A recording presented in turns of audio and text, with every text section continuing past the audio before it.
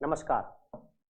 तो ये जो हमारा साप्ताहिक विमर्श का क्वेश्चन आंसर सेशन है, इसमें जिन सवालों पर हम लोग इस पूरे सेशन में डिस्कस करेंगे उनमें से दो सवाल मैं पहले ले रहा हूं। एक लड़की हूं लड़ सकती हूं, क्या इससे सशक्तिकरण का ही एक मॉडल हो सकता है, और दूसरा महिला सशक्तिकरण और दलित सशक्तिकरण में अंतर। ये दो सवाल पूछे हैं। पहला सवाल आकाश सिंह का है और दूसरा सवाल है संजय पासवान का। तो महिला सशक्तिकरण दलित सशक्तिकरण में अंतर, ये संजय पासवान का क्वेश्चन है, और ये पहला वाला लड़की हूं लड़ सकती हूं, ये नारियों के सशक्तिकरण का मॉडल हो सकता है क्या, ये आकाश सिंह का सवाल है। बहुत सारे और सवाल आए हैं, मैं सवाल कुछ आपको बता दे रहा हूं। सौम्या खाती ने सवाल पूछा है, what is matter according to Hegel, how is concept of matter different from other idealist like Berkeley and Plato. Across the Western philosophical thought, personal identity is treated differently. Enumerate various dimensions in which personal identity is dealt. ये सौम्या खाती का सवाल है। उसके बाद फिर सवाल आया है, दो सवाल आए हैं जिनमें उन्होंने क्वेश्चन चेक करने के लिए कहा है। क्वेश्चन चेक कर दीजिए, इसके लिए हम अलग से सेशन करेंगे। आंसर राइटिंग अगर आप करना चाहते हैं और उसके लिए कुछ करना चाहते हैं, उसको हम फरवरी से शुरू करेंगे, अभी नहीं। मिड फरवरी या फरवरी लास्ट वीक से हम लोग क्वेश्चन आंसर सेशन उसको शुरू करेंगे, इसलिए ये दोनों सवाल मैंने नहीं लिए हैं। अनुराग वाजपेयी का दो आंसर आया है, जिन्होंने सवाल देखने के लिए कहा है। अनुराग में सवाल आपका अलग से देख दूंगा। फिर सवाल है इसमें ये प्रदीप चौधरी चौरसिया का सवाल है, अमर्त्य सेन के मूल दर्शन पर थोड़ा मार्गदर्शन होता तो एथिक्स वाय से मदद हो जाती। चलिए इस पर बात कर लेंगे। गांधीवाद की नकारात्मकता क्या है, इस पर बात कर दीजिए। एक गृहिणी स्त्री पर सवाल, जो मैंने पिछले सत्र में भी कहा कि गृहिणी स्त्री द्वारा किए जाने वाली पारिवारिक श्रम को आर्थिक श्रम के अंतर्गत नहीं रखा जाता है, यह भारतीय समाज में लिंग भेद के साथ साथ संविधान में वर्णित समानता के अधिकारों के अतिक्रमण को प्रदर्शित करता है। टिप्पणी कीजिए। यह सवाल वैभव पटेल का है। Ethical theory of Hegel, difference between knowledge and wisdom, यह संदीप सिंह का सवाल है। वर्तमान समय में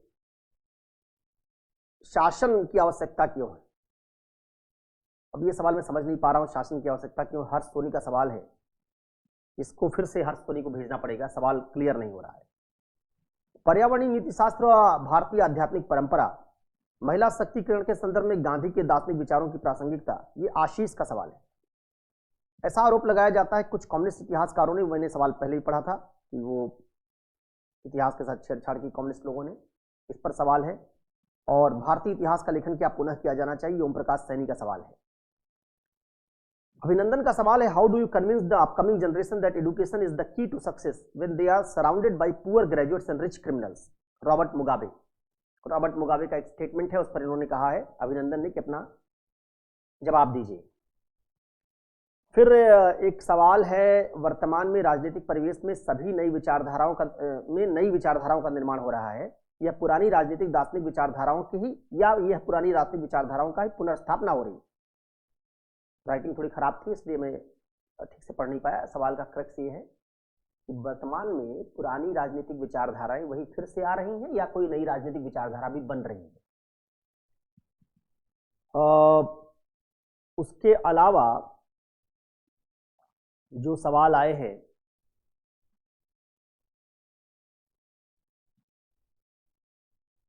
मैं उनको धीरे धीरे लूंगा, एक एक करके लूंगा। 7-8 सवाल और हैं, तो मैंने कुछ सवाल पढ़ दिए कि किस तरह के सवाल आपने पूछे हैं। अब आइए आकाश सिंह के सवाल और संजय पासवान के सवाल से हम लोग चर्चा शुरू कर देते हैं। लड़की हूं लड़ सकती हूं, क्या नारियों के सशक्तिकरण का मॉडल हो सकता है। देखिए, सशक्तिकरण क्या होता है। सशक्तिकरण का मतलब होता है कि कोई पहले से कमजोर है और उसको आप उस कमजोरी से निजात दिलवाना चाहते हैं। जैसे बीमारी होती है ना, बीमारी में हमारे शरीर में कुछ चीजों की मान लीजिए कमी हो जाएगा, प्रोटीन की कमी हो जाए, कोई विटामिन कम हो जाए, कोई मिनरल कम हो जाए। जैसे कोरोना में आप देखते होंगे लोगों को मल्टीविटामिन की गोली खिलाई जाती है, हाई प्रोटीन का डोज दिया जाता है, क्योंकि मानते हैं कि उस समय कोरोना में प्रोटीन की जरूरत होगी हमको उस बीमारी से लड़ने के लिए, हमारी इम्यूनिटी बढ़ाने के लिए। तो आपके शरीर में कोई विटामिन की कमी हो जाए, विटामिन कम हो जाए, मिनरल कम हो जाए, सोडियम कम हो जाए, प्रोटीन कम हो जाए तो आप अशक्त हो जाते हैं।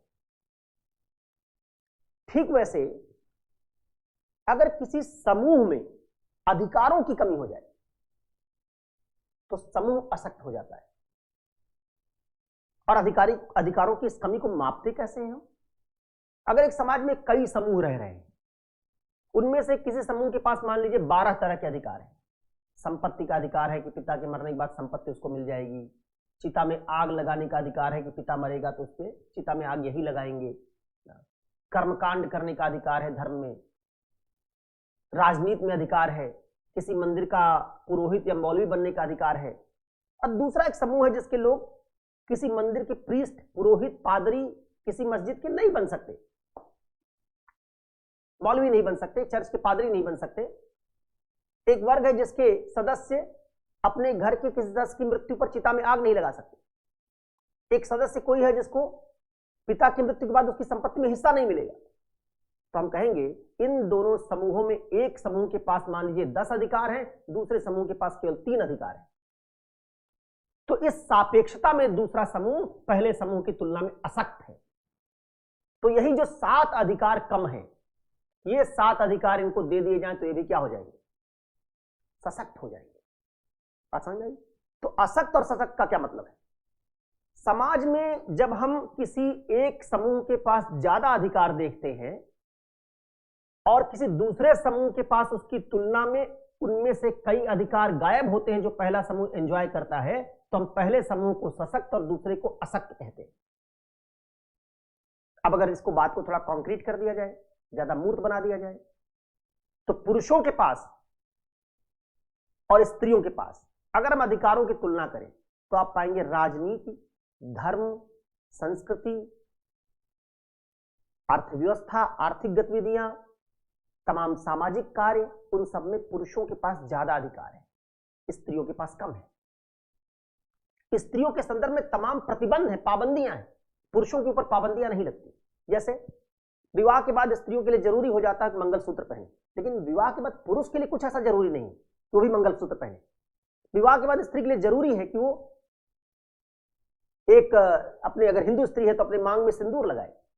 विवाह पुरुष का भी हुआ, लेकिन पुरुष सिंदूर नहीं लगाता। तो स्त्री ने सिंदूर लगाया, पुरुष नहीं लगाता, इसका मतलब स्त्री पर प्रतिबंध है कि आप सिंदूर लगाइए, पुरुष पर ऐसा कोई प्रतिबंध नहीं, जबकि विवाह दोनों का हुआ है। तो हम कहेंगे इसका मतलब स्त्री पर पाबंदियां हैं। स्त्री चाहे तो बहुत सारे परंपरागत समाजों में चाहकर भी अपना बाल मेरी तरह छोटा नहीं करवा सकती। अब मैं चाहूं तो मैं अपना बाल हटा भी सकता हूं। इसका मतलब मेरे पास मैं जैसा हेयर स्टाइल चाहूं वैसा रखने की आजादी स्त्री के पास नहीं है। इसका मतलब हमारी आजादी का अधिकार है।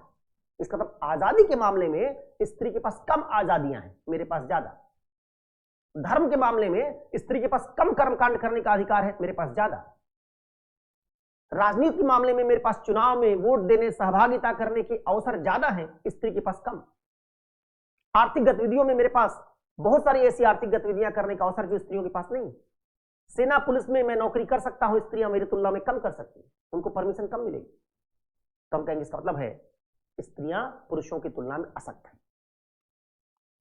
अब जरा देखिए कि एक आदमी मान लीजिए बीमार है और उसमें 10 चीजों में जो 10 चीजें उसके शरीर में होनी चाहिए, उनमें से 7 गायब हैं। उसमें सोडियम की कमी है, उसमें विटामिन B12 की कमी है, उसमें विटामिन A की कमी है, ऐसे 7-8 विटामिन गायब है और कुछ मिनरल्स गायब है। तो उसको, उस आदमी को स्वस्थ या सशक्त बनाने के लिए कोई एक विटामिन सफिशिएंट होगा क्या? नहीं, उसको सारे विटामिन और सारे मिनरल जो उसमें कम है देने पड़ेंगे। तो वैसे ही जब स्त्री अशक्त है पुरुष की तुलना में, कहां अशक्त है? धर्म में भी अशक्त है, संस्कृति में भी अशक्त है, राजनीति में भी अशक्त है, अर्थव्यवस्था में भी अशक्त है, सेना पुलिस में अशक्त है, आजादी में अशक्त है। तो कोई एक जगह अधिकार देने से क्या स्त्री पुरुष की बराबरी कर लेगी? सशक्तिकरण का मतलब क्या है? स्त्रियां पुरुषों जितने अधिकार रखें, तो क्या किसी एक जगह स्त्री को अधिकार देने से पुरुषों जैसी स्त्रियां बन जाएंगी? पुरुषों के बराबर अधिकार रख पाएंगी? नहीं रख पाएंगी। इसलिए जब आप कहते हैं लड़की हूं लड़ सकती हूं, ये नारियों के सशक्तिकरण का मॉडल है, तो लड़की हूं लड़ सकती कौन सा स्लोगन है? पॉलिटिकल। तो क्या केवल पॉलिटिक्स में स्त्रियों की आइडेंटिटी को जगह दिलवा देने से आपके धर्म के सशक्तिकरण का मॉडल कंप्लीट हो जाएगा। लड़की हूं, चुनाव लड़ सकती हूं, चुनाव में सहभागिता कर सकती हूं, मैराथन दौड़ सकती हूं, क्या इससे लड़कियां मस्जिद की मौलवी बननी शुरू हो जाएंगी? क्या इससे लड़कियां बड़े बड़े मंदिरों की पुरोहित बनना शुरू हो जाएंगी? क्या इससे लड़कियां चर्च में बिशप बनना शुरू हो जाएंगी? इसका मतलब है कि इससे तो नहीं होगी। क्या लड़की हूं लड़ सकती हूं स्लोगन से लड़कियां चिता में आग लगाने लगेंगी? क्या लड़की हूं लड़ सकती हूं इससे लड़कियां कल से मुस्लिम लड़कियां बुर्का पहनना बंद कर देंगी? मुस्लिम पुरुषों पर बुर्का पहनने की पाबंदी नहीं है, मुस्लिम स्त्रियों पर है। हिंदू पुरुषों पर सिंदूर लगाने की पाबंदी नहीं है, हिंदू स्त्रियों पर है। तो क्या ये लड़की लड़ सकती हूं इससे सब कुछ हो जाएगा? आप जितनी गालियां बकते हैं वो सब क्या है? स्त्री यौनिकता पर है। देखिए कैसे किसी को जब हम अशक्त बनाते हैं तो उसकी पहचान को अपमानजनक बना देते हैं। तो क्या कल से सारी गालियां बदल जाएंगी? स्त्री की पहचान के साथ जो हमने अपमानजनक सारे शब्द जोड़ रखे हैं, कस वर्ड जिनको कहते हैं आप, गालियां, वो जोड़ रखे, वो क्या सब बदल जाएंगे? नहीं। तो इसका मतलब है कि सशक्तिकरण के लिए कोई एक ऐसा नारा या स्लोगन काम नहीं कर सकता। अब जरा ये समझिए इसी बात के साथ, स्त्रियां आसक्त हुई क्यों? क्योंकि जिस दुनिया में हम रह रहे हैं ना, जैसे हम कहते हैं कि हमारी दुनिया, भारत के संदर्भ में अगर बात करें तो हम कहते हैं हमारी दुनिया ब्राह्मणों ने गढ़ी है। अब ब्राह्मणवाद क्या है ये सवाल भी किसी ने पूछा, उस पर मैं आऊंगा। ब्राह्मणवाद के प्रतीक खत्म कर देने चाहिए क्या, ये सवाल भी पूछा है। किसने पूछा? अनिल यादव ने। उस पर मैं आऊंगा। लेकिन जब हम कहते हैं कि हमारी जिस संस्कृति में हम रह रहे हैं, दिवाली मनाते हैं, दशहरा मनाते हैं, अगर हिंदुओं की बात करें तो होली मनाते हैं, वेद की बात करते हैं, गीता की बात करते हैं, विवाह परिवार के नियम किसने बनाए? ये सब ब्राह्मणों ने। इसलिए कई बार जिसको आज आप हिंदू धर्म के नाम से जानते हैं, इसको ब्राह्मण धर्म भी कहते थे। अब मान लीजिए ब्राह्मण धर्म के अंदर समानता का मूल्य नहीं था, उसमें ब्राह्मण सबसे ऊपर थे, फिर क्षत्रिय, फिर वैश्य और फिर सबसे नीचे शूद्र। तो बताइए क्या संस्कृति ब्राह्मण धर्म वाली ही रहे? सब कुछ प्रतीक उनके रहे और उसके अंदर आप कहें कि शूद्र ब्राह्मण क्षत्रियों के बराबर आ जाएंगे? सशक्तिकरण का मतलब क्या होता है? सशक्तिकरण मतलब होता है जिसके पास ज्यादा अधिकार उसके बराबर आ जाना। तो क्या ब्राह्मणों की बनाई संस्कृति में, जो संस्कृति हायरार्की या श्रेणी क्रम पर खड़ी थी, उस संस्कृति में शूद्र बराबरी पर आ सकते हैं? नहीं, क्योंकि ब्राह्मणों की बनाई संस्कृति में समानता थी ही नहीं, समतामूलक नहीं थी वो। इसीलिए जितना दलित आंदोलन शुरू हुआ उसने क्या किया? मनुवाद को नष्ट करो, मनुवाद मुर्दाबाद, मनुवाद डाउन डाउन, ब्राह्मणवाद डाउन डाउन, क्या किया? ये नारे गढ़े। आपको पॉलिटिकल नैरेटिव भी याद हो बहुजन समाज पार्टी का, उसमें नारा आया, तिलक तराजू और तलवार, इनको मारो जूते चार। ब्राह्मणवाद को खारिज करने का एक नैरेटिव बना। इसलिए आप पाएंगे कि दलित प्रायः बौद्ध परंपरा की ओर जाते हैं, क्योंकि मानते हैं कि ब्राह्मण परंपरा को बौद्ध परंपरा से चुनौती दी जा सकती है। अब ऐसे में अगर आप दलित सशक्तिकरण में ब्राह्मणवाद को चुनौती देकर ही मानते हैं कि दलित सशक्तिकरण होगा, ब्राह्मणों के आइडिया को एक्सेप्ट करके नहीं, यहां ब्राह्मण कोई जाति नहीं मानिएगा, ब्राह्मण एक वर्ग है जो सबसे ताकतवर वर्ग था, जिसने सारी संस्कृति को गढ़ा है। तो उसी तरीके से हमारी जो संस्कृति है ये पुरुषों ने गढ़ी है, जैसे ब्राह्मणों ने गढ़ी वैसे पुरुषों ने गढ़ी है। तो पुरुषों की गढ़ी संस्कृति में भाषा किसकी बनाई हुई? पुरुषों की। विवाह परिवार के नियम किसने गढ़े? पुरुषों ने। धर्म किसने बनाया? पुरुषों ने। वेद के रचयिता कौन है? पुरुष हैं। उपनिषद किसने लिखे? पुरुषों ने। गीता किसने लिखी? पुरुष ने। महाभारत किसने लिखा? पुरुष ने। रामायण किसने लिखा? पुरुष ने। तो पूरा सांस्कृतिक ढांचा किसका है? पुरुषों का। और इस पूरे सांस्कृतिक ढांचे को आपने क्या कर लिया? इसको कह दिया कि स्त्रियां मान लें। और जब स्त्रियां इसको मान लेंगी, जो पुरुषों का बनाया गया ढांचा है जिसमें पुरुषों का आधिपत्य है, उस मॉडल के भीतर स्त्रियां जब रहेंगी, उस मॉडल से बगावत नहीं करेंगी, तो फिर उस मॉडल के भीतर केवल लड़की हूं लड़ सकती हूं कि नारे से आपकी पूरी भाषा नहीं बदल जाएगी। जो भाषा पुरुषों के फेवर में है उस लड़की हूं लड़ सकती हूं से आपका पूरा धर्म नहीं बदल जाएगा जिसको पुरुषों ने गढ़ा है। आपका पूरा कल्चर का सेट नहीं बदल जाएगा जिसको पुरुषों ने गढ़ा है, जिसको कहते हैं पितृसत्ता, पैट्रियार्की। तो जब पितृसत्ता नहीं टूटेगी तो उसके भीतर लड़के आप क्या करेंगे? उसके भीतर लड़ने से फायदा ज्यादा नहीं होगा। इसलिए सशक्तिकरण में सबसे बड़ी बाधा क्या है? सशक्तिकरण में बाधा है हमारी पूरी पैट्रियार्की का ढांचा। ये कुछ वैसी बात हो गई जैसे एक शहर में आप रहते हैं और उस शहर में वाटर बॉर्न डिजीज बहुत होती है, गंदा पानी है, उस पानी को पीने से लोग बीमार पड़ जाते हैं। आप बार बार हॉस्पिटल जाते हैं और जब वाटर बॉर्न डिजीज आपको होती, डॉक्टर क्या करता है? आपका इलाज कर देता है। लेकिन जो पानी शहर का गंदा, उसका कोई समाधान नहीं हो रहा। फिर आप बाहर निकलेंगे, फिर क्या होगा? फिर वही पानी पिएंगे, फिर आप बीमार पड़ेंगे, अगले साल फिर हॉस्पिटल जाएंगे, क्योंकि स्रोत जो बीमारी का है उसको नहीं हटा रहे हैं आप केवल बीमारी का इलाज कर रहे हैं। वैसे ही लड़की हूं लड़ सकती हूं, ये पितृसत्ता की संस्कृति को खारिज करने का कोई कंप्लीट प्रोग्राम लेके थोड़े आ रहा है। ये केवल चुनाव के समय इस्तेमाल किया गया एक स्लोगन है, जिस स्लोगन में बहुत सारी स्त्रियां जो चुनाव में उस पार्टी को सपोर्ट करें जिसने नारा दिया अगर वो भी वोट करने वाले दिन सिंदूर लगा के जाएंगी, मंगलसूत्र पहन के जाएंगी। इसका मतलब वो सारा स्रोत जिससे स्त्रियों की पाबंदियां आती हैं पितृसत्ता की, वो स्त्रियां मान रही। अब फिर आप उनसे उम्मीद कर रहे हैं कि वो लड़के सशक्त हो जाएंगी, पुरुषों के बराबरी पर आ जाएंगी, तो ये संभव नहीं है। इसलिए मैं मानता हूं कि ये नारियों के सशक्तिकरण का मॉडल नहीं, ये सिर्फ एक प्रतीक है, एक सिंबल है छोटा सा, जो स्त्रियों में आत्मविश्वास भर सकता है कि हमको भी संगठित होना है। लेकिन अगर स्त्रियों को सशक्त बनाना है तो केवल संगठित करने से या आत्मविश्वास भरने से काम नहीं चलेगा। पितृसत्ता के समकक्ष एक वैसा पैरेलल सांस्कृतिक मॉडल स्त्रियों के सामने होना चाहिए जिसको वो कहें कि ये पितृसत्ता का ऑल्टरनेटिव है। ठीक वैसे जैसे दलित सशक्तिकरण में अंबेडकर ने बौद्ध संस्कृति का बौद्ध धर्म का एक मॉडल खड़ा किया और कहा दलित इसकी तरफ आए। एक नया लिटरेचर का ट्रेंड शुरू हुआ, दलित विमर्श। उसमें साहित्यकार आए, नाटककार आए, सिनेमाकार आए, तमाम सिनेमा बन रहे हैं दलित विमर्श पर।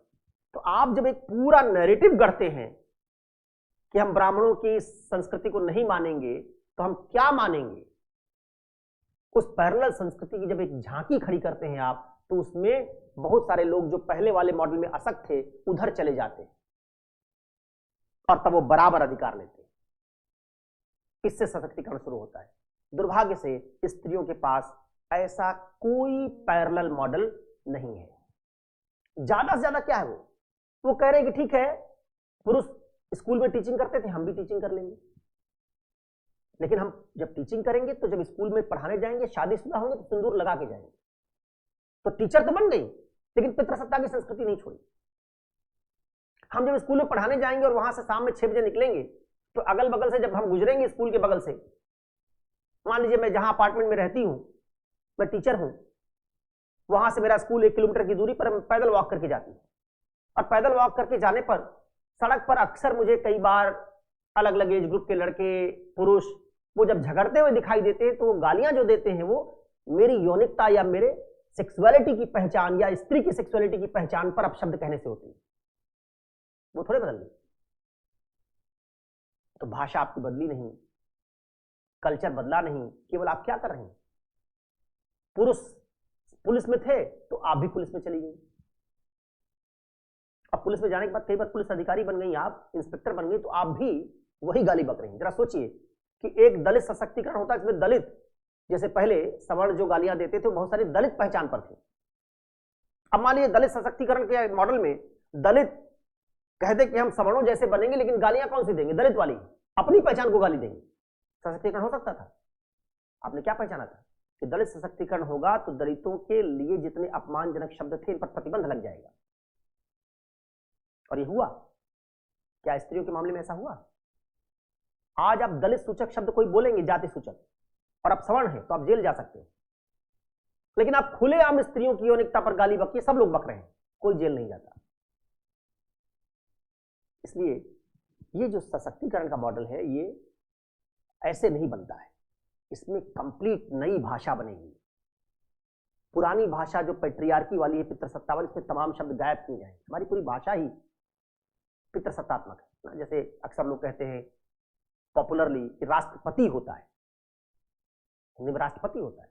जहां जहां हमको कोई जेंडर नहीं पता होता वहां वहां हम अक्सर मैस्कुलिन जेंडर का, पुल्लिंग का ही प्रयोग कर लेते हैं। बहुत सारे लोग अब करने लगे हैं ऐसा, ही ऑब्लिक शी लिखते हैं, लेकिन अक्सर हम पाएंगे कभी भी भाषा में पुरुष प्रभुत्व है। तो संस्कृति में, धर्म में, इन सब जगहों पर केवल आप पुरुषों के बनाई संस्थाओं में नौकरी करने चली गई, पुरुषों के बनाए पुलिस स्टेशन में जहां उनके काम काज करने का सब तरीका पुरुषों के हिसाब से गढ़ा गया, जहां अभी थाने में भी ठीक से बहुत सारी चौकियों में सेपरेट महिलाओं के लिए टॉयलेट नहीं है, बहुत सारे प्राइमरी स्कूल में बच्चियों के लिए टॉयलेट नहीं, वहां बच्चियों को पढ़ने के लिए भेज दिया, लेकिन आप चाहते हैं कि वो पुरुषों का टॉयलेट यूज करे, बच्चों का टॉयलेट यूज करे। तो ये जो चीजें हैं इनका अगर आपने ध्यान नहीं रखा, अगर अच्छा किसी प्राइमरी स्कूल में आपने भेज ही दिया, बच्चे लड़का है, टॉयलेट नहीं है, कहां गया, खुले में जाके उसने अपना काम निपटा लिया। लेकिन स्त्री नहीं, लड़की नहीं जा सकती। तो उसको सुबह जब वो स्कूल निकलेगी तब वो जो उसका कॉल ऑफ नेचर उसको आंसर करके निकलेगी, तो उसके बाद वो घर लौटकर ही वॉशरूम जा पाएगी अगर उसके स्कूल में टॉयलेट नहीं। क्या आपने इसको सोचा? आप किसी शहर में चले जाइए, अक्सर आपको सड़क के किनारे कई बार यूरिनल्स मिलते हैं। उन यूरिनल्स में आप पाएंगे पुरुषों के लिए व्यवस्था है, स्त्रियों के लिए नहीं। तो इसका मतलब हमने अभी मान रखा है कि काम करने तो पुरुष स्त्रियां दोनों निकलेंगे, लेकिन हमको यूरिनल बनाना होगा, पेशाब घर बनाना होगा, तो हम केवल पुरुषों के लिए बनाएंगे। ये सब दिखाता है कि कैसे सशक्तिकरण बहुत लेवल्स पर होता है। उसके लिए एक किस्म की संवेदनशीलता चाहिए, उसके लिए सोच में बदलाव चाहिए, वो केवल किसी एक नारे से नहीं आ सकती। इसलिए मेरी अपनी ओपिनियन है कि लड़की वो लड़ सकती हो, ये केवल एक पॉलिटिकल स्लोगन है, इससे बहुत कुछ बदलने नहीं जा रहा। ठीक वैसे जैसे स्त्रियों को संपत्ति का अधिकार हमारे देश में मिल चुका है, लेकिन कोई स्त्री उस संपत्ति के अधिकार को ले नहीं रही, कोई पिता संपत्ति मांगती नहीं है।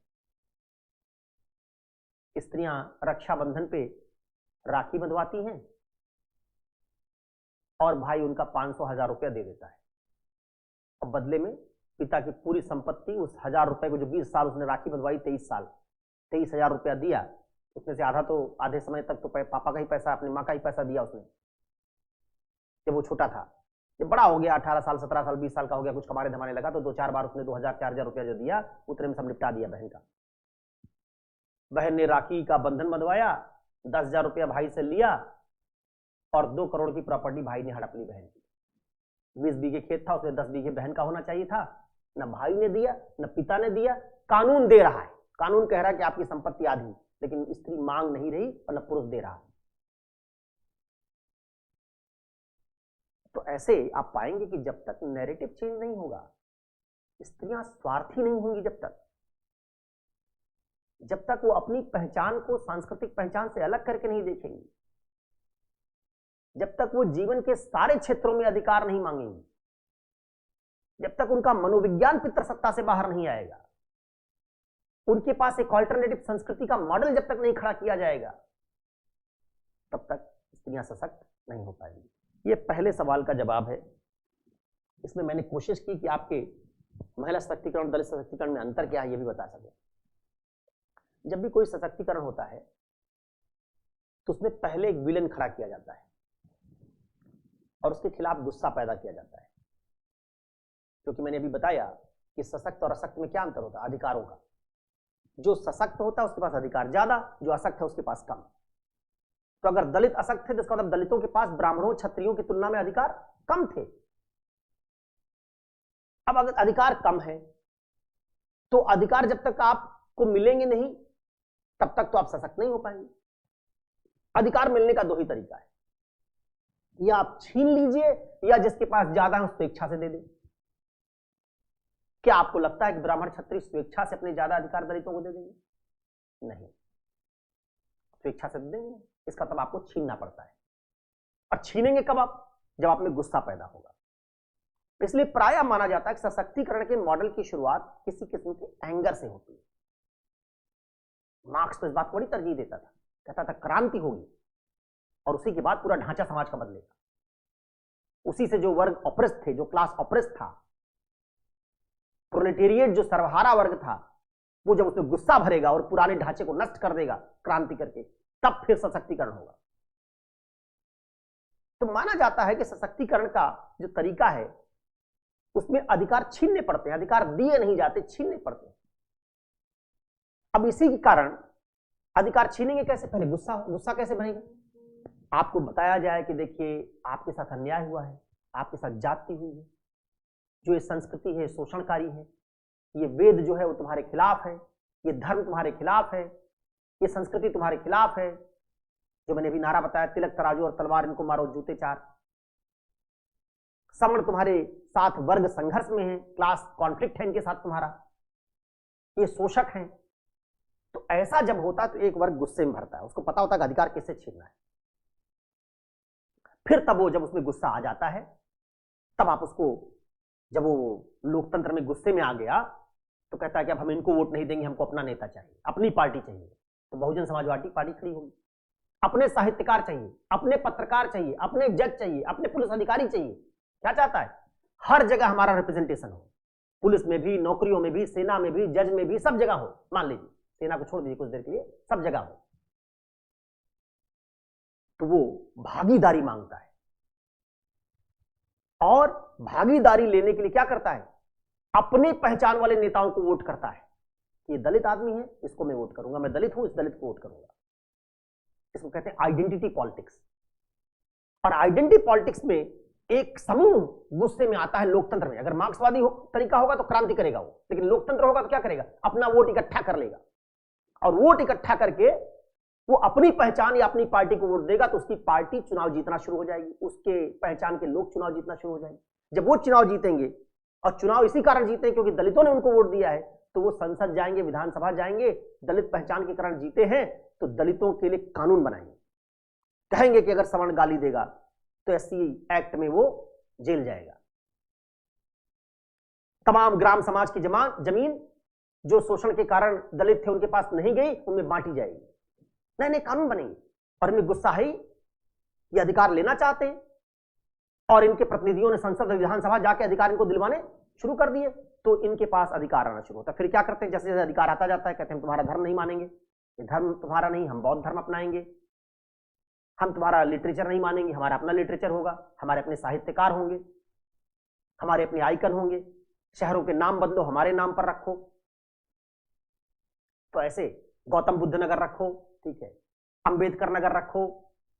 ऐसे तमाम प्रतीक तब गढ़े जाते हैं, और उनसे मानसिक, मनोवैज्ञानिक, सांस्कृतिक, भाषाई, राजनीतिक हर तरह का सशक्तिकरण इस तरह से अधिकार छीनने से शुरू होता है। अब देखिए इसके लिए जरूरी चीज क्या थी? गुस्सा, एंगर। किसके खिलाफ? कोई है जो हमारा अधिकार छीन रहा है। क्या ऐसा गुस्सा स्त्रियों में पुरुषों के लिए है? दलितों में तो बना, अंबेडकर ने, पेरियार ने, बहुत सारे आंदोलनों ने समझाया दलितों को, और अनुसूचित जातियां उस मूवमेंट के कारण गुस्से में आई, एकजुट हुई। फिर लोकतंत्र आया तो वोट बैंक बना, वोट बैंक बना तो उनके कारण लोग चुनाव जीतने शुरू हुए। जब लोग उनके कारण चुनाव जीतने शुरू हुए उस वोट बैंक के कारण, तो लोगों ने इस वोट बैंक को रिस्पेक्ट करना शुरू किया, और 17-18% दलित पॉपुलेशन के वोट बैंक को जब रिस्पेक्ट मिलना शुरू हुआ तो लोकतंत्र में उनकी भागीदारी बननी शुरू हुई। लेकिन क्या 48%, 49% स्त्रियों का कोई वोट बैंक है? ऐसा होता है क्या कि 48% स्त्रियां एक जगह वोट करेंगी? ऐसा तो नहीं होता। स्त्रियां आज भी क्या है? मैं ब्राह्मण स्त्री हूं, मैं फला पार्टी को दे दूंगी, मैं यादव स्त्री हूं, मैं फला पार्टी को दे दूंगी, मैं दलित स्त्री हूं, मैं फला पार्टी को दे दूंगी। स्त्रियां तो अपनी जाति के आधार पर वोट कर रही, धर्म के आधार पर वोट कर रही। तो 48% स्त्रियों का कोई वोट बैंक तो नहीं बना। और क्यों नहीं बना? क्योंकि स्त्रियों में अभी गुस्सा ही नहीं। वो अपने पति से, अपने बेटे से, अपने भाई से संतुष्ट है। उसी पति से स्त्री संतुष्ट है जो पति उसको घरेलू श्रम तक सीमित रखता है, जो पति उससे हमेशा सिंदूर लगवाता है, मंगलसूत्र पहनाता है, उसी पति संतुष्ट है। उनके मन में गुस्सा ही नहीं कि तो नहीं लगाता सिंदूर, हमको क्यों लगवा रहा है। उनमें समानता की चाह नहीं। वो घरेलू स्त्री बनके, गृहिणी बनके खुश है। जब खुश हैं आप में गुस्सा है ही नहीं, उस संस्कृति के खिलाफ गुस्सा नहीं जिसमें आपका शोषण हुआ, तो आपके सशक्तिकरण की शुरुआत ही नहीं होगी। भारत में जैसा आंदोलन पेरियार आंदोलन हुआ कि धर्म ग्रंथ जलाओ, अंबेडकर ने कहा वेद को बैन करो, क्या वैसा स्त्रियों ने कोई किया कि गीता बैन करो, रामचरितमानस बैन करो, ऐसा कोई किया? कुरान बैन करो, कुरान जलाओ, वेद जलाओ, ऐसा स्त्रियों ने कोई किया क्या? कोई आंदोलन नहीं। तो 48% स्त्रियों में पुरुषों के प्रति वो गुस्सा नहीं है जैसा गुस्सा दलितों में, सवर्णों के प्रति या ब्राह्मणवाद के प्रति पैदा हुआ। और जब गुस्सा नहीं तो एकजुटता नहीं, और एकजुटता नहीं तो कोई वोट बैंक नहीं, कोई वोट बैंक नहीं तो स्त्रियों की कोई प्रतिनिधि नहीं। जो स्त्रियां चुनाव जीतती भी हैं वो स्त्रियों के प्रतिनिधि के तौर पर नहीं जीतती, वो किसी जाति के प्रतिनिधि के तौर पर, किसी पॉलिटिकल पार्टी के प्रतिनिधि के तौर पर चुनाव जीतती हैं, जबकि दलित जो चुनाव जीतते हैं वो दलित आइडेंटिटी के नाम पर चुनाव जीतते हैं।